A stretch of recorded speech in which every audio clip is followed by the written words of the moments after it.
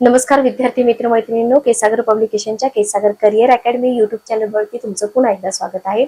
राज्यसेवा पूर्व परीक्षा 2026 साठी पॉलिटी हॉट टॉपिक सिरीज आज आपण चालू करत आहोत। इथं एमसीक्यू सिरीज आपली बऱ्यापैकी इथं कव्हर झालेली आहे आणि आय होप तुम्हाला या एमसीक्यूचा डेफिनेटली फायदा होईल येणाऱ्या परीक्षांसाठी। तर इथं बघा, हॉट टॉपिक सिरीज काय असते, सगळ्यात महत्त्वाचं हॉट टॉपिक म्हणजे असे टॉपिक की ज्याच्यावरती तुमच्या पाठीमागच्या एक्झाम मध्ये सतत क्वेश्चन आलेले आहेत, बरोबर। म्हणजे अशी एकही एक्झाम गेली नाही की त्याच्यामध्ये क्वेश्चन तुम्हाला आलेले दिसत नाही, किंवा अपवाद एखादी एक्झाम गेली असेल, पण 100% क्वेश्चन त्या टॉपिक वरती येतातच येतात, ठीक आहे।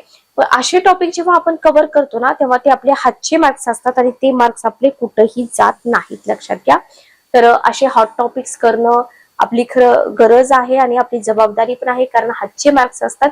So polity of India with special reference to Maharashtra हे जे आपलं पुस्तक आहे, या पुस्तकातून आपण ही आपली हॉट टॉपिक सिरीज कव्हर करणार आहोत।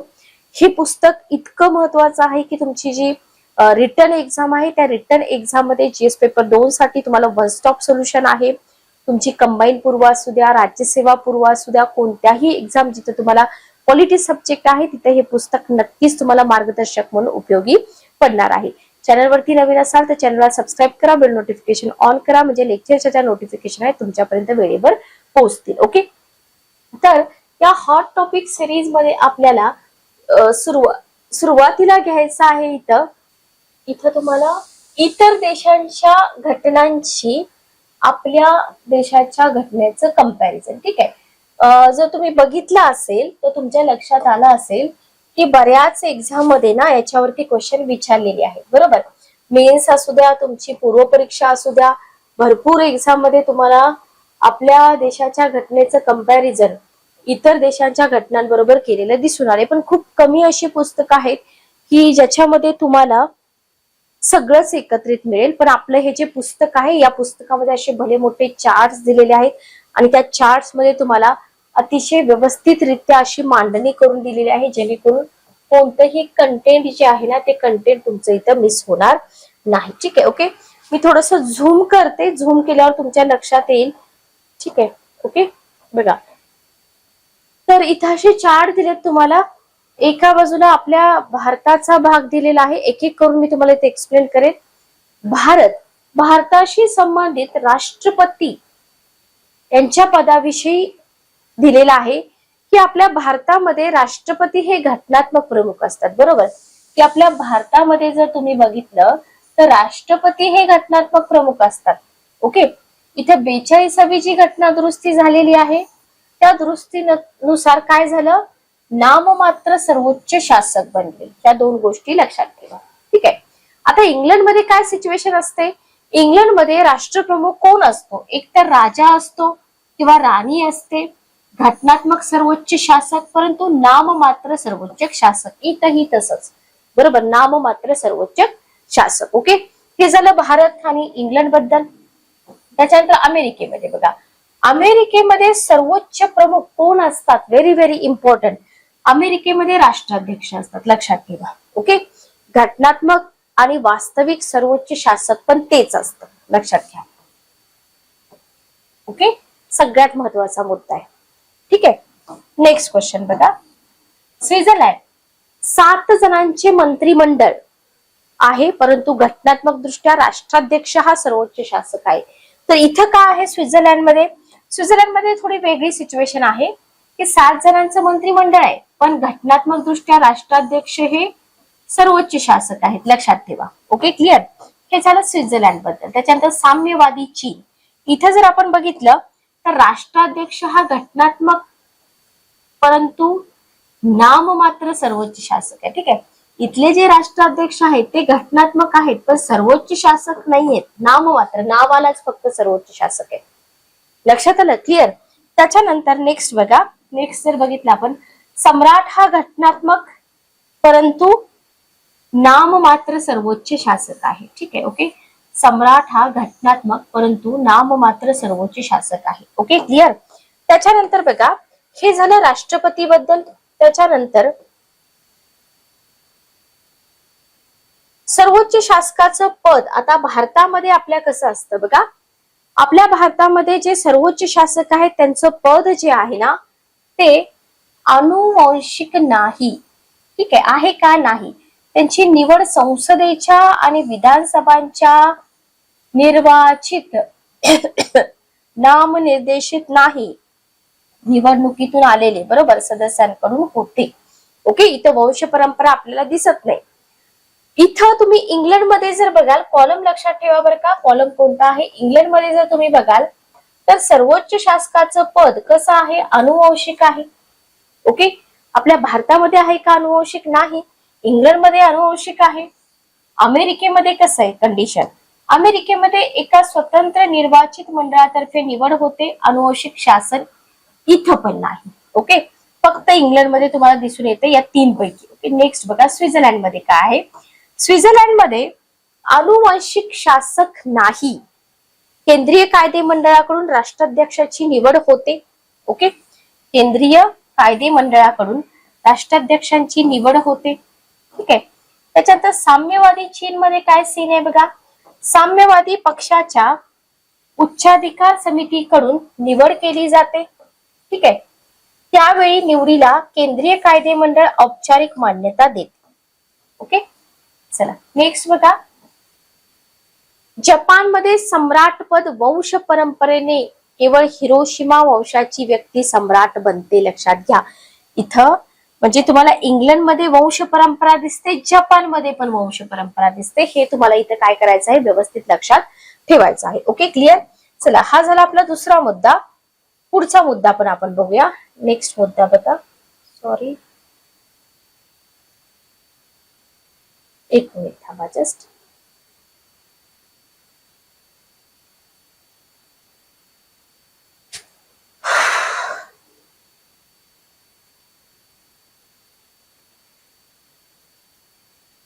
चला, दोन मुद्दे आपण बघितलेले आहेत, थोडेसे रिकॉल करा.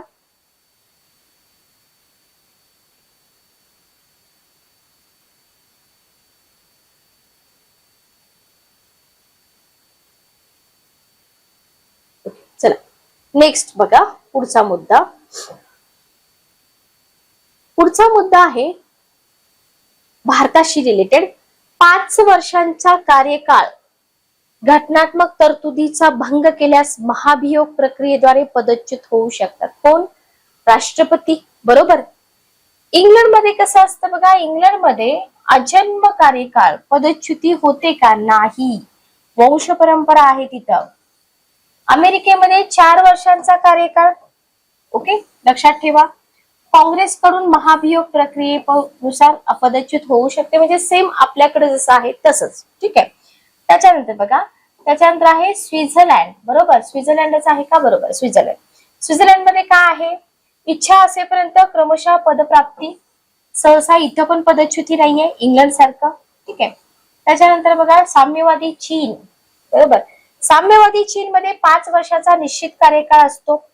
ओके, स्थायी समितीच्या निर्णयानुसार राष्ट्राध्यक्ष पदच्युत होऊ शकतात. कुठं कुठं पदच्युत होऊ शकतात तेवढं फक्त लक्षात ठेवा. ठीक आहे, त्याच्यानंतर बघा जपान. त्याच्यानंतर जपानमध्ये जर आपण बघितलं तर जपानमध्ये अजन्म कार्यकाळ, म्हणजे तुम्हाला कुठं कुठं अजन्म कार्यकाळ दिसतोय, जपान आणि कुठं, इंग्लंडमध्ये. ठीक आहे, ओके क्लिअर. नेक्स्ट बघा, नेक्स्ट आहे आपला पुढचा कॉलम. घटनेनुसार सर्वोच्च शासक वास्तवात नाममात्र सर्वोच्च शासक, हे आपण बघितलंय. बरोबर, घटनेनुसार सर्वोच्च शासक वास्तवात मात्र नाममात्र सर्वोच्च, कारण का राष्ट्रपती पंतप्रधानांकडे सगळी सत्ता असते. बरोबर, इंग्लंडमध्ये घटनेनुसार सार्वभौम परंतु प्रत्यक्षात नाममात्र सार्वभौम शासक. बरोबर, त्याच्यानंतर इंग्लंड नंतर अमेरिकेमध्ये तद्वतच वास्तविक घटनात्मक सर्वोच्च शासक. ओके, हे लक्षात ठेवा. नेक्स्ट बघा, नेक्स्ट आहे स्वित्झर्लंड मध्ये काय सिच्युएशन आहे. स्वित्झर्लंड मध्ये कायदे मंडळाच्या संमतीनेच अधिकारांचा वापर करतो, म्हणून त्याला मर्यादित अधिकार असलेला सर्वोच्च शासक म्हणता येईल. हे आहे स्वित्झर्लंड मधली सिच्युएशन. ठीक आहे, त्याच्यानंतर बघा, त्याच्यानंतर तुम्हाला चीन संविधानानुसार सर्वोच्च शासक परंतु स्थायी समितीच्या निर्णयानुसार अधिकारांचा वापर करता येतो इथं त्याला. बरोबर, आणि जपानमध्ये घटनेनुसार सर्वोच्च परंतु प्रत्यक्षात नाममात्र सर्वोच्च शासक. मग मला सांगा, इथं तुम्हाला भारत, इंग्लंड, अमेरिका, स्वित्झर्लंड, चीन आणि जपान 6 देशांच्या राष्ट्रपती, राष्ट्राध्यक्ष यांची तुलना इथं करून दिलेली आहे. Okay, clear. चला नेक्स्ट बघा, 5 नंबरचा क्वेश्चन बघा, सॉरी 5वा पॉइंट बघा, 5वा पॉइंट. ओके,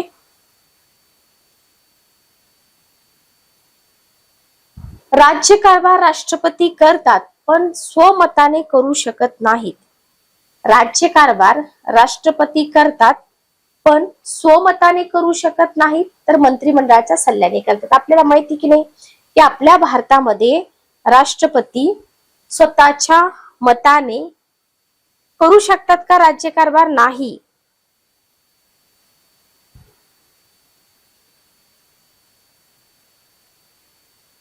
ओके, इंग्लंडमध्ये काय सिच्युएशन असते बघा, इंग्लंडमध्ये राज्य राजा वा राणीचे, परंतु राज्यकारभार कोणाचा असतो? राज्यकारभार इथं पण मंत्रिमंडळाचा असतो, लक्षात ठेवा. बरोबर, राज्य कोणाचं असतं? राजा किंवा राणीचं, पण राज्यकारभार कोणाचा? मंत्रिमंडळाचा. ओके, ठीक आहे. त्याच्यानंतर बघा, राज्य आणि राज्यकारभार अमेरिकेमध्ये स्वमतानं करतो राष्ट्राध्यक्ष. बरोबर. स्वित्झर्लंड मध्ये काय असतं बघा, स्वित्झर्लंड मध्ये कायदेमंडळाच्या संमतीनेच राज्यकारभार करतो.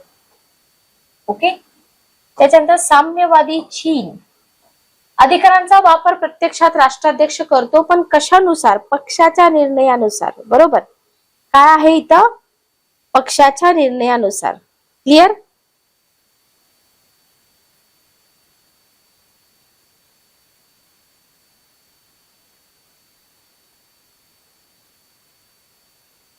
एकच मिनिट थांबा.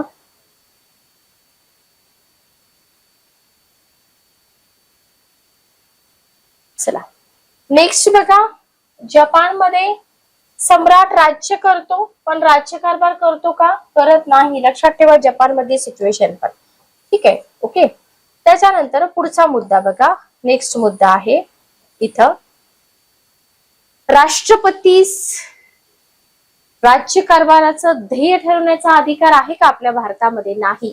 लक्षात घ्या, राष्ट्रपतींना राज्यकारभाराचं ध्येय ठरवण्याचा अधिकार आपल्या भारतामध्ये नाही.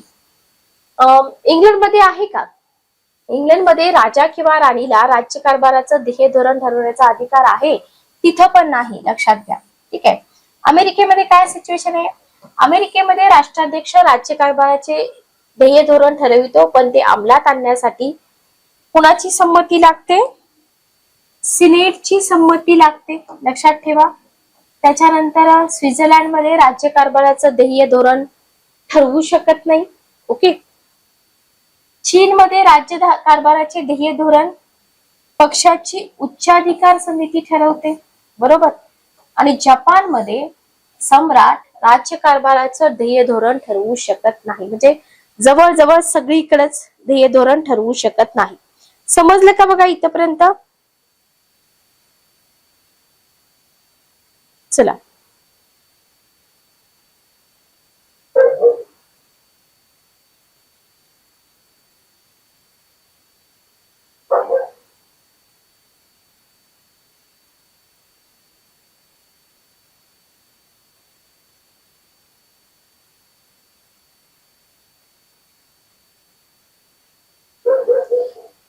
ओके, नेक्स्ट बघा,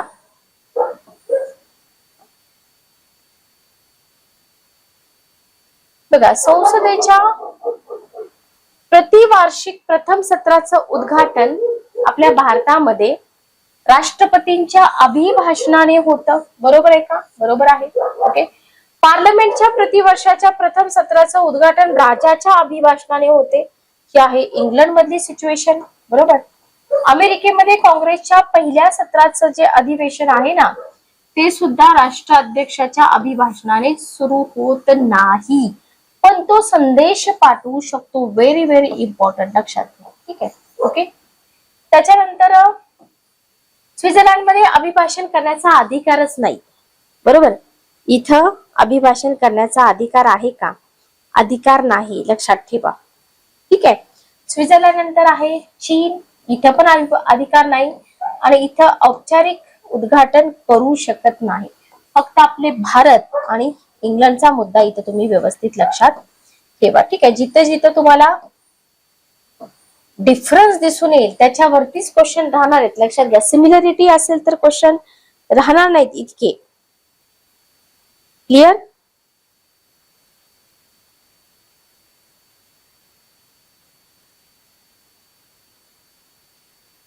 चला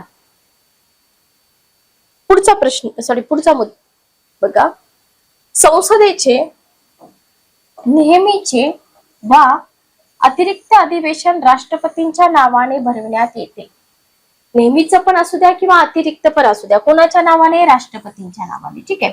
मग अमेरिकेमध्ये असं होतं का? पार्लमेंटचं नियमित किंवा अतिरिक्त अधिवेशन राजाच्या नावाने बोलवण्यात येते. लक्षात घ्या, इथं काय आहे? राजाच्या नावाने. ठीक आहे. Okay, clear? काँग्रेसचे नियमित अधिवेशन बोलवण्याचा अधिकार अमेरिकेच्या राष्ट्राध्यक्षास नाही, परंतु तो अतिरिक्त अधिवेशन बोलवू शकतो. इथं बघा, काँग्रेसचे नियमित अधिवेशन बोलविण्याचा अधिकार अमेरिकेच्या राष्ट्राध्यक्षाला नाही, पण तो अतिरिक्त अधिवेशन इथं बोलवू शकतो. ओके. राष्ट्राध्यक्षाला कायदेमंडळाचे अधिवेशन बोलवण्याचा अधिकार नाही इथं. आणि जपानमध्ये जर तुम्ही बघितलं तर मंत्रिमंडळाच्या शिफारसीवरून किंवा 1/4 1/4 सभासदांच्या विनंतीवरून अतिरिक्त अधिवेशन भरवलं जाईल. आता हे मुद्दे इतके इम्पॉर्टंट आहेत की काय होईल माहिती का? 1-2 वेळा तुम्ही केले तर ते कव्हर होईल का? नाही. 1-2 वेळा केलं तर ते कव्हर होणार नाही. तुम्हाला काय करावं लागेल? सतत हे रिवाइज करावं लागेल, बरोबर. ओके. रिव्हिजन केली तर लक्षात राहणार आहे, अदरवाईज तुमच्या काही लक्षात राहणार नाही. ठीक आहे. चला नेक्स्ट बघा. नेक्स्ट आहे इथं पंतप्रधानांच्या विनंतीवरून भारताचे राष्ट्रपती लोकसभा विसर्जित करू शकतात. ओके.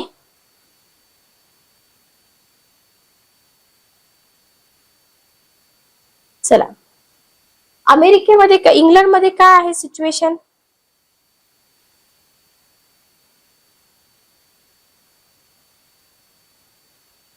इंग्लंडमध्ये पंतप्रधानांच्या विनंतीवरून कनिष्ठ सभागृहाचं मुदतपूर्व विसर्जन करण्याचा अधिकार आहे का?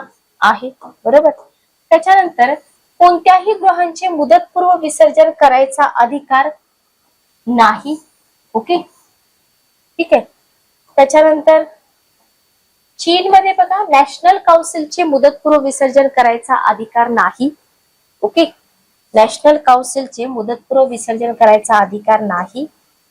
मुदतपूर्व विसर्जन करायचा अधिकार इथे बघा, जपान आणि स्वित्झर्लंडमध्ये, चीनमध्ये बघा इथं अधिकार नाही आणि इथं डाएटचे मुदतपूर्व विसर्जन करण्याचा अधिकार नाही. डाएट बद्दल एक क्वेश्चन आला होता, लक्षात घ्या. डाएट बद्दल एक क्वेश्चन विचारलेला होता. तुम्ही जर PYQ बघितले असतील तर तुमच्या लक्षात येईल. ठीक आहे. ओके, जपानच्या राज्यघटनेवरून तुम्हाला क्वेश्चन विचारला होता. नेक्स्ट पॉइंट बघा, पुढचा मुद्दा. असं इतकं सिंपल साध्या शब्दामध्ये सुटसुटीत कोणत्याही बुक मध्ये तुम्हाला मिळणार नाही. संसदेने संमत केलेल्या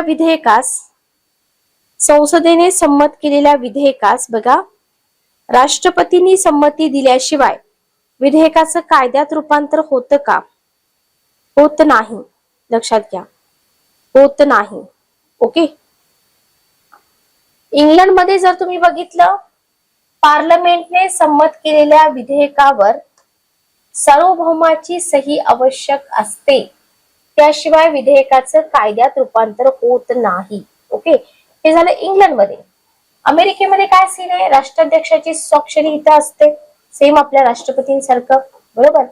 त्याच्यानंतर स्वित्झर्लंडमध्ये कायदे मंडळाने संमत केलेल्या विधेयकावर राष्ट्राध्यक्षाची स्वाक्षरी आवश्यक असते, बरोबर. ओके, राष्ट्राध्यक्षाची स्वाक्षरी इथं चीनमध्ये पण आवश्यक असते आणि जपानमध्ये सम्राटाची स्वाक्षरी आवश्यक असते. चला, इथपर्यंत क्लिअर झालं का तुम्हाला सगळ्यांना? बघा, ओके. नेक्स्ट मुद्दा आपण घेऊया. भरपूर सारे मुद्दे आहेत पुस्तकामध्ये आणि सगळे मुद्दे आपण अभ्यासूया, कारण इतकं चांगलं कंटेंट आपल्याला कुठंच मिळणार नाही. ओके, चला. भारतामध्ये बघा 11 नंबरचा पॉइंट बघा. पॉइंट नंबर 11, भारतामध्ये पारित केलेल्या विधेयकास संमती देणे राष्ट्रपती थांबवू शकतात किंवा पुनर्विचारार्थ संसदेकडे पाठवू शकतात. ओके. इंग्लंडमध्ये बघा, इंग्लंडमध्ये जर तुम्ही बघितलं तर पार्लमेंटने संमत केलेले विधेयक फेटाळण्याचा अधिकार इंग्लंडच्या राजाला असला तरी 1700 पासून हा अधिकार कोणत्याही राजानं वापरलाय का? नाही. पार्लमेंटने पारित केलेल्या विधेयकावर स्वाक्षरी करण्यास इंग्लंडचा राजा नकार देत नाही, लक्षात घ्या. Okay, clear. चला, अमेरिकेमध्ये राष्ट्राध्यक्ष वेटो आणि पॉकेट वेटो हे नकाराधिकार वापरू शकतो. पॉकेट वेटो या नकाराधिकारावरती क्वेश्चन आलेले आहेत आपल्या राष्ट्रपती संदर्भात. त्याच्यानंतर स्वित्झर्लंडमध्ये कायदेमंडळाने संमत केलेल्या विधेयकास राष्ट्राध्यक्षाला संमती द्यावीच लागते. वेटो किंवा पॉवर वेटो नकार दर्शवण्याचा अधिकार स्वित्झर्लंडमध्ये आहे का? स्वित्झर्लंडमध्ये नाही, लक्षात ठेवा. बरोबर, स्वित्झर्लंडमध्ये नाही.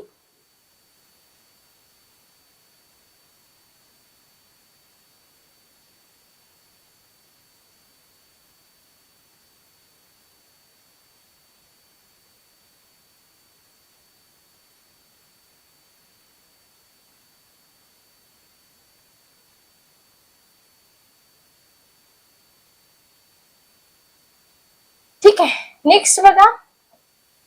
साम्यवादी चीन, इथं पण नकार अधिकार नाहीये. साम्यवादी चीनला पण, जपानला सुद्धा नकार अधिकार नाही, लक्षात ठेवा. Okay, clear. चला, नेक्स्ट पॉइंट बघा. 12 नंबरचा मुद्दा. 11 नंबरचा मुद्दा आपण बघितला. राष्ट्रपतीचे स्थान मंत्रिमंडळाच्या बाहेर असते. इथं बघा, राष्ट्रपतीचं जे स्थान आहे ना ते मंत्रिमंडळाच्या बाहेर असते. ओके, राजाचं स्थान मंत्रिमंडळाच्या बाहेर आहे. ठीक आहे, राजाचं स्थान मंत्रिमंडळाच्या बाहेर आहे. अध्यक्ष इथं जणू मंत्रिमंडळाचा स्वामी आहे. ठीक आहे, प्रत्येक देशाचं लक्षात ठेवा, कॉलम मी सांगितलेले आहेत. प्रत्येक मंत्री क्रमशः राष्ट्राध्यक्ष बनतो चीनमध्ये, आणि इथं स्वित्झर्लंडमध्ये, चीनमध्ये अध्यक्षाचा मंत्रिमंडळात समावेश असतो आणि जपानमध्ये मंत्रिमंडळाच्या बाहेर असतात. ठीक आहे, ओके, क्लिअर. चला, नेक्स्ट बघा, पुढचा मुद्दा. मुद्दे व्यवस्थित लक्षात ठेवा बरं का. बघा, इथं प्रशासनाचा मर्यादित अनुभव. बघा, प्रशासनाचा मर्यादित अनुभव लक्षात ठेवा. ओके, इथं मंत्र्यापेक्षा प्रशासनाचा अध्यक्ष, एकच मिनिट थांबा. बघा, इथं मंत्र्यापेक्षा प्रशासनाचा अप्रत्यक्ष व दांडगा अनुभव. बरोबर. त्याच्यानंतर अमेरिकेमध्ये दांडगा अनुभव, स्वित्झर्लंडमध्ये प्रदीर्घ अनुभव. इथं अनुभव असतोच असं नाही. चीनमध्ये इथं अप्रत्यक्ष पण दांडगा अनुभव असतो, लक्षात ठेवा. Okay, clear. त्याच्यानंतर बघा पुढचा मुद्दा.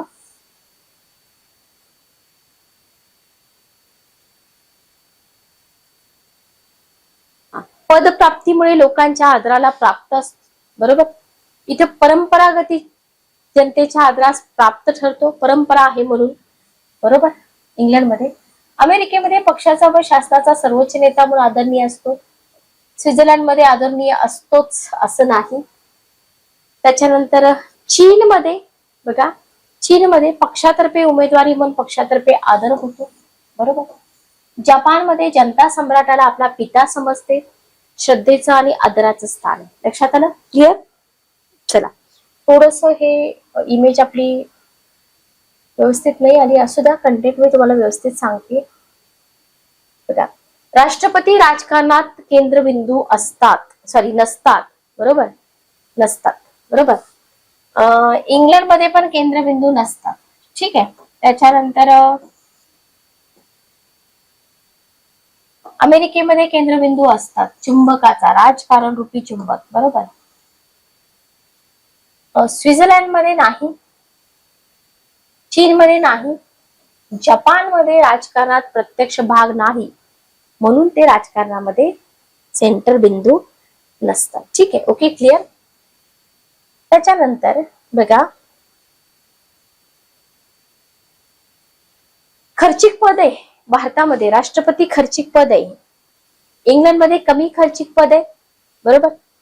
अमेरिकेमध्ये सर्वात जास्त खर्चिक पद आहे. स्वित्झर्लंड मध्ये खर्चिक पद नाही, चीन मध्ये खर्चिक पद नाही, जपान मध्ये पण खर्चिक पद नाही. इथपर्यंतचे मुद्दे समजले का? बघा, बघून घ्या, इथपर्यंतचे मुद्दे तुम्हाला सगळे समजले आहेत का? नेक्स्ट बघा, नेक्स्ट पॉइंट आपण इथं बघूया. मी थोडस झूम करते म्हणजे तुमच्या लक्षात येईल. तर आपण पक्ष पद्धतीबद्दल बघत होतो इथं. तर कडक पक्षशिस्तीचा अभाव हा मुद्दा आपण बघितलेला आहे. आय होप तुम्हाला क्लिअर असेल. थोडस अजून झूम करूया आपण. बघा, क्लिअर आहे का? ठीक आहे, ओके.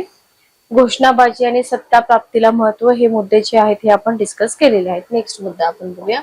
नेक्स्ट बघा, नेक्स्ट इथे तुम्हाला दिलेला आहे की आपल्या भारतामध्ये काय सिच्युएशन आहे. आपण डिफरन्स बघतोय, बरोबर, तुलना करतोय. तर आपल्या भारतामध्ये जर आपण बघितलं तर आपल्या भारतामध्ये अनेक पक्ष पद्धतीमुळं आपलं जे सरकार आहे ते सरकार कसं आहे, अस्थिर आहे, लक्षात घ्या. ठीक आहे, ओके. आपल्याकडे अनेक पक्ष पद्धती आहे, तर या अनेक पक्ष पद्धतीमुळे आपल्याकडचं जे सरकार आहे ते अस्थिर सरकार आहे. जर तुम्ही इंग्लंडमध्ये जाल तर इंग्लंडमध्ये तुम्हाला स्थिर सरकार दिसेल. का स्थिर दिसणार आहे? तिथली पक्ष पद्धती कशी आपण बघितलेली आहे, लक्षात येते तुमच्या. त्याच्यानंतर बघा, तुम्ही अमेरिकेमध्ये गेलात तर अमेरिकेमध्ये तुम्हाला अध्यक्षीय पद्धतीचे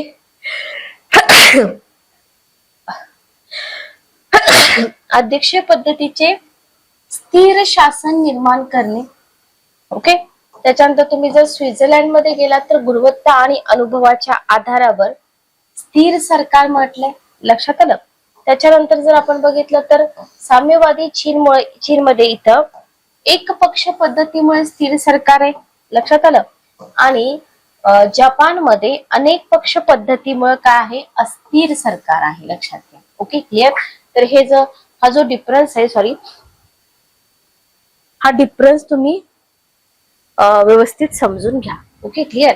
त्याच्यानंतर बघा, नेक्स्ट पॉइंट आपण इथं बघूया. नेक्स्ट पॉइंट बघा, नेक्स्ट पॉइंट तुम्हाला इथं दिलेला आहे की आपल्या भारतामध्ये पक्षांची ध्येय धोरणे आणि कार्यक्रम याच्याबद्दलचा मुद्दा आहे तुम्हाला इथं दिलेला.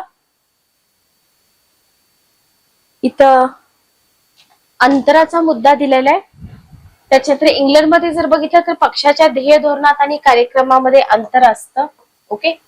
त्याच्यानंतर तुम्ही अमेरिकेमध्ये बघितलं तर पक्षाच्या ध्येय धोरणामध्ये विशेष फरक नाही.